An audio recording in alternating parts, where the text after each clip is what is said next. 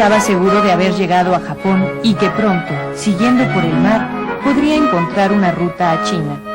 Él había leído a Marco Polo y aunque las tierras que descubría no se parecían en nada a las descripciones que había hecho el viajero veneciano, intentaba por todos los medios de ajustar sus descripciones a las de aquel hombre que vivió en la corte de Kublai Khan. Las narraciones de Marco Polo sirvieron para acrecentar la imaginación de Colón, además que las riquezas que encontraba a su paso eran agrandadas y exageradas. Pronto circuló en Europa la idea de que las tierras que había visitado Colón contaban con grandes cantidades de metales preciosos fáciles de conseguir. Colón escribió: los hombres de estas tierras llevan pedazos de oro pendientes de la nariz y los entregan a cambio de un cascabel o un collar de vidrio. Nos dan cuanto tienen a cambio de cualquier insignificancia.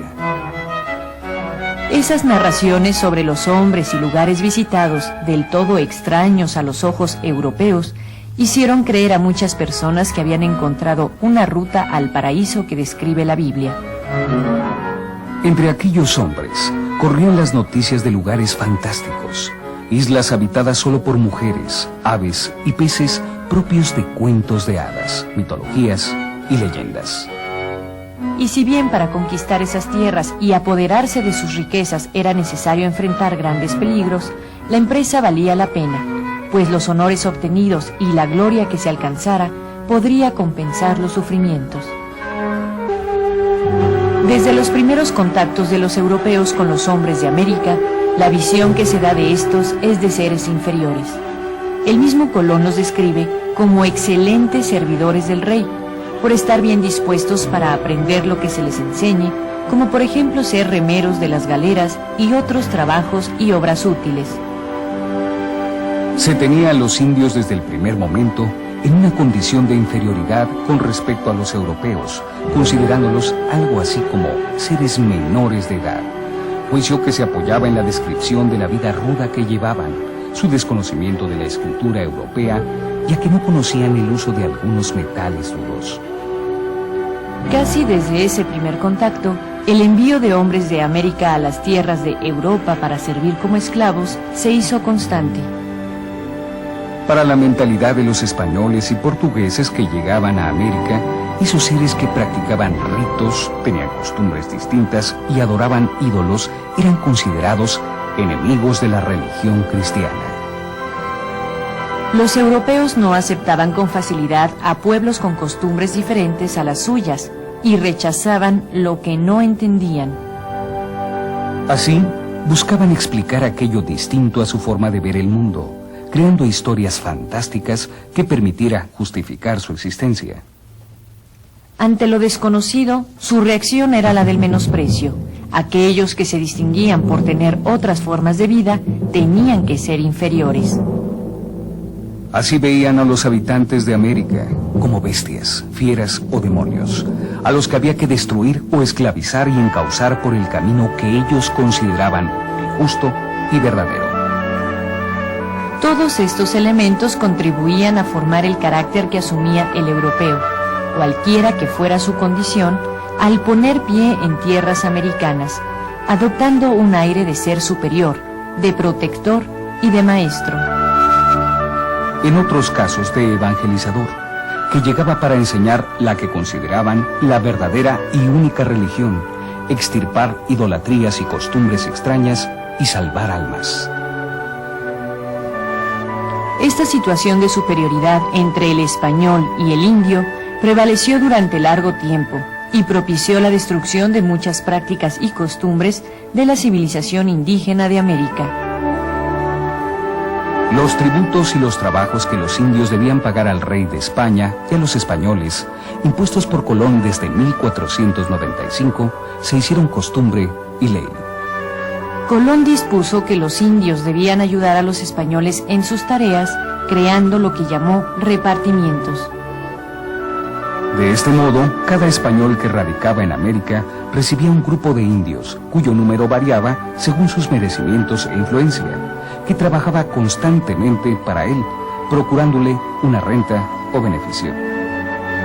Esto constituía un verdadero premio que recibían los españoles para alentarlos a radicarse en las tierras y traer a sus familias, con objeto de poblarlas y consolidar la ocupación española. Teóricamente, el español que recibía indios en repartimiento debía cuidar de ellos, alimentarlos, vestirlos y enseñarles la religión cristiana. Sin embargo, no siempre fue así. Por el contrario, los indios, explotados en forma inhumana, fueron arrojados a las minas y lavaderos de oro, en un trabajo exhaustivo que los diezmó en pocos años. Los reyes de España consideraban a los indios como seres libres a los que debería de pagarse un salario por su trabajo. Se debía evangelizar en la religión cristiana e instruir en la forma de vida y costumbres de los hombres de Europa. Sin embargo, una cosa era lo que disponían los reyes y otra muy distinta, lo que sucedía en las tierras americanas. Los colonos no estaban dispuestos a tratar a los indios como sus iguales. Además que la explotación de los vencidos por los vencedores tenía una causa práctica. El trabajo del indio era el instrumento fundamental de la riqueza y del crecimiento económico. Esta consideración del indio como mano de obra natural y obligada en beneficio del europeo nació del convencimiento de la superioridad de los blancos sobre los nativos del continente. Para justificar la explotación e incluso la esclavitud, se argumentaba que los pobladores de América eran seres toscos, sin entendimiento, plagados de vicios, desagradecidos, incapaces de adquirir los principios de la doctrina católica, sanguinarios y crueles. Y aun cuando se proclamaron las leyes de Indias para proteger a los nativos de América, los abusos contra ellos continuaron en casi todos los territorios conquistados. ¿Qué hombres podrían haber creado estos objetos de inigualable belleza? Los colonizadores europeos nunca quisieron comprender que en América existía una cultura distinta o diferente a la suya, que en lo que ellos llamaron el Nuevo Mundo, el hombre había creado civilizaciones muy diferentes a la suya, pero que esas diferencias no la hacían mejor o peor, solo era otra la cultura de América. Los colonizadores ingleses que llegaron al norte con otras ideas religiosas ni siquiera intentaron convertir a los pueblos que encontraron a sus costumbres y formas de vida. Los ingleses combatieron a los indios del norte en una guerra de exterminio, obligándolos a emigrar al oeste y relegándolos a reservaciones o territorios específicos, de donde no podían emigrar sin la autorización de los blancos.